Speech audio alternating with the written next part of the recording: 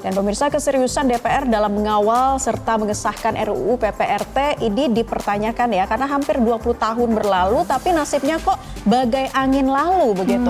Dan untuk membahasnya pemirsa, kita akan bergabung dengan staf advokasi Jaringan Nasional Advokasi Pekerja Rumah Tangga atau JALA PRT, Ibu Jumisi. Selamat siang Ibu Jumisi.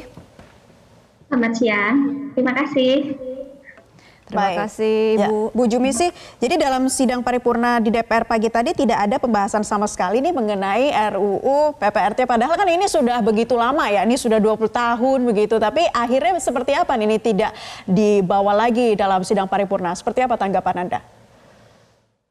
Wah, itu sungguh mengecewakan ya. Padahal kami sudah berharap banget bahwa ini masuk ke dalam sidang paripurna gitu. Ini kan sidang-sidang di masa akhir pemerintahan DPR gitu. Jadi kupikir hari ini itu membawa kabar gembira untuk kami sebagai pihak yang mengadvokasi RUU PPRT ini gitu. Tapi ternyata tidak ada pembahasan. Jadi ya kami kecewa dan ya kami berpikir jadinya DPR jadi kok kayak tidak punya hati nurani gitu untuk pengesahan rancangan undang-undang PPRT yang sudah kami tunggu selama 20 tahun.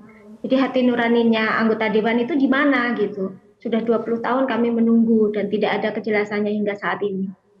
Iya, nah Bu Jumisi kan sebenarnya untuk draftnya juga sudah selesai dirapatkan begitu ya, dan juga pihak dari pusat KSP Muldoko juga mengatakan akan siap mengawal RUU ini. Nah kira-kira dari Bu Jumisi sendiri terasa nggak sih ada pihak pusat yang ikut membantu juga untuk meloloskan RUU ini?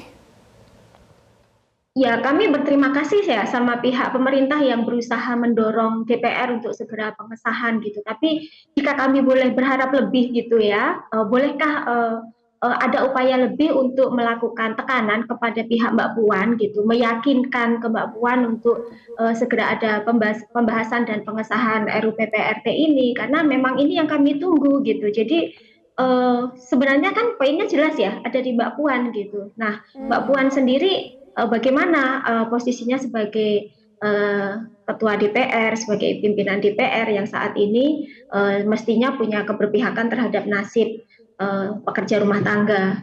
Kami mempertanyakan itu sebetulnya.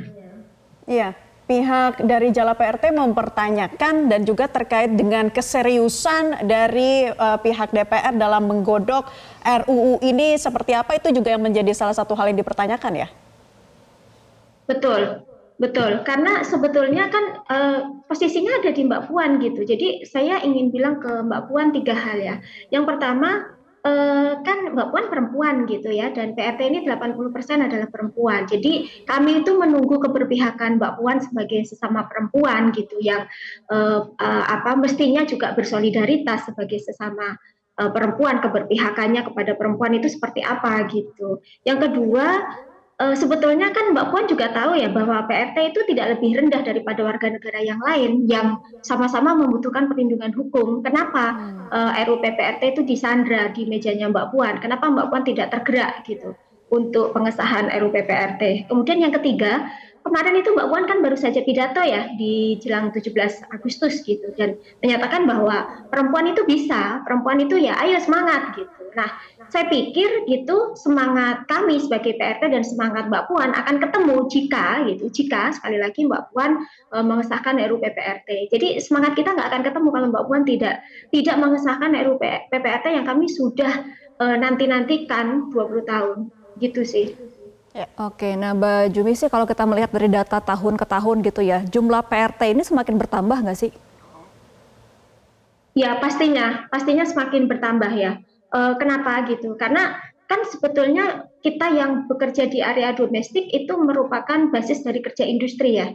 Jadi kerja industri itu juga tidak akan berjalan lancar gitu, ekonomi kita tidak akan berjalan jika kerja-kerja domestik, area domestik ini tidak terselesaikan. Jadi sebetulnya ada keberimbangan dan disitulah peran PRT itu dibutuhkan. Jadi ada keseimbangan dalam dunia kerja, dan karena itulah kerja-kerja domestik juga layak diberi penghargaan, layak diberi perlindungan hukum gitu. Kan sebagai warga negara, konstitusi juga mengamanatkan toh bahwa setiap warga negara, setiap satu orang pun, satu personal pun siapapun itu berhak atas perlindungan hukum. Apalagi PRT jumlahnya sudah 4 juta lebih, udah 5 jutaan gitu. Dan itu artinya negara abai. Jika sampai di ending pemerintahan ini, masa pemerintahan DPR kali ini tidak ada pengesahan, ya artinya DPR tidak punya keberpihakan terhadap kondisi PRT jutaan orang yang mereka adalah manusia dan mereka adalah manusia warga negara Indonesia gitu.